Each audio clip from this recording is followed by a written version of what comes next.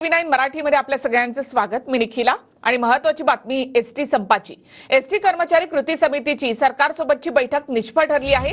बैठकीमध्ये तोडगा न निघाल्यामुळे एसटी कर्मचारी संपावर ठाम आहेत। ऐन गणेशोत्सवाच्या तोंडावर कर्मचाऱ्यांनी संप करू नये अशी विनंती मंत्री उदय सामंतांनी केली। तर एसटी कर्मचाऱ्यांची उद्या संध्याकाळी मुख्यमंत्र्यांसोबत बैठक देखील होणार आहे। नाशिक आणि जालना या ठिकाणी आता कर्मचारी संपावर जाण्याच्या तयारीत।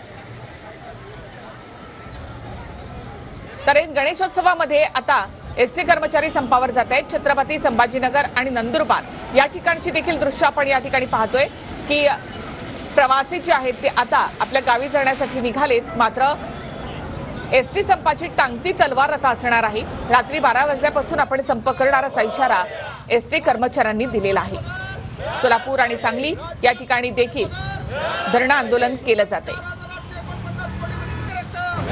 एसटी कर्मचारी कृती समिती आणि सरकारमधील बैठक निष्फळ। एसटी कर्मचारी आज रात्रीपासून संपावर ठाम।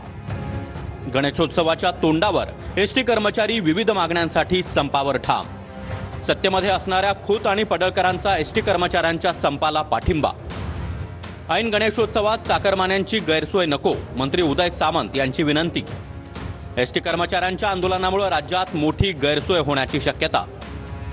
बुधवारी संध्याकाळी सह्याद्री अतिथीगृहावर मुख्यमंत्री शिंदेंसोबत कृती समितीची बैठक होणार। एसटी कर्मचाऱ्यांच्या मागण्या काय?